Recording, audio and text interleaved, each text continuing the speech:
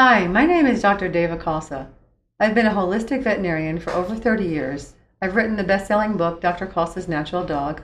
I lecture internationally, and I write for several magazines. If you've come to find out about vaccines in your dog, what you should do, and how you can handle it, you've come to the right place. Welcome to the video. Are vaccines dangerous for your dog? Well, you received your card in the mail reminding you it's vaccination time again. But didn't you just go through that same routine last year? If your dog needs to be vaccinated so often, why, you might wonder? Don't you have to have that polio shot that you received as a tiny baby repeated annually? Why don't we people need our annual vaccines? Aren't our pets' immune systems just like ours? Should you dare to query, you'll probably be lectured about the validity and the importance of vaccinations. Who are you to question professionals who do this every day? Trust us, we're experts. That's what they seem to be saying.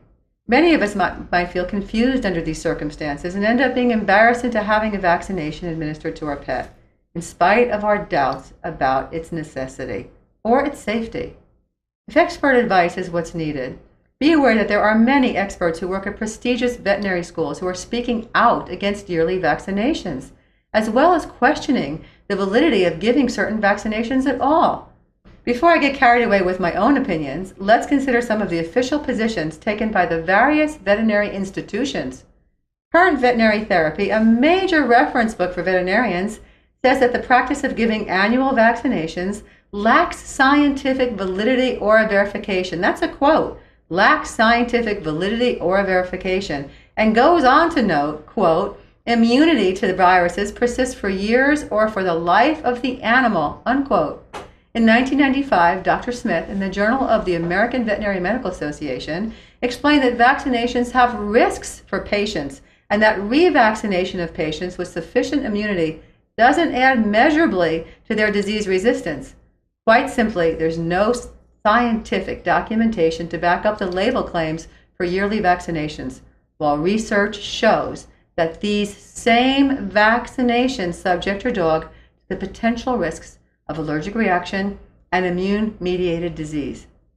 Furthermore, the evidence shows that the duration of immunity for rabies vaccines, canine distemper vaccination, and canine parvovirus vaccines have all been demonstrated to be a minimum of 7 years by serology for rabies and challenge studies for all others. Even newer research shows that the parvo and distemper vaccines, which are the only important ones in the little booster that you give, they last for a dog's lifetime after one vaccination is given when the dog is over 6 months of age.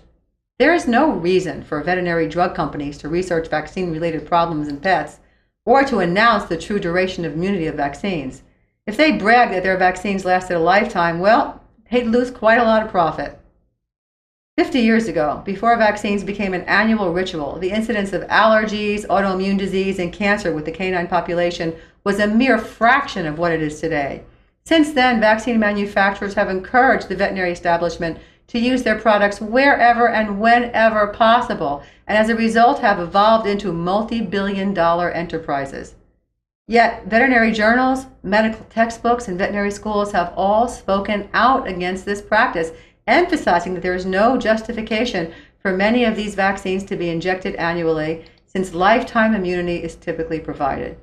You know, when your dog receives his DHLPP vaccination, that's the yearly booster, for distemper, hepatitis, leptospirosis, parainfluenza, and parvo, and in many cases along with corona, bordetella, Lyme disease, and rabies vaccinations, he's getting from 5 to 9 inoculations at one time.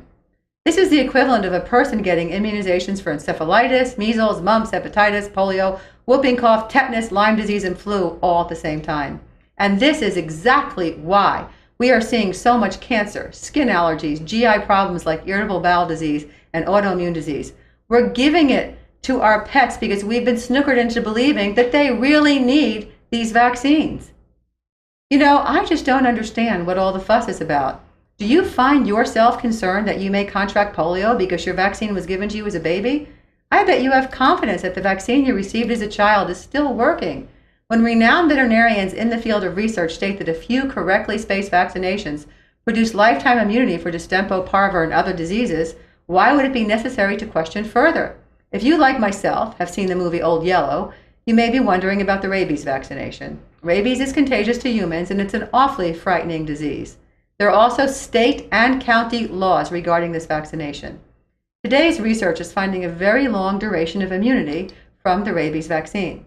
Depending on your county, you may be able to take a blood test for titers to check if your dog is staying immune to rabies.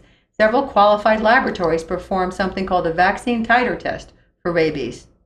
While attitudes are gradually changing towards canine vaccinations, especially the necessity of administering so many, so often, you have to realize that the thinking of many people is still trapped in a conventional rut.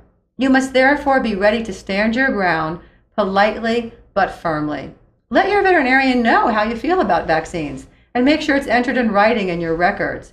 Get your veterinarian to agree that he will not give your best companion any inoculations without your prior consent.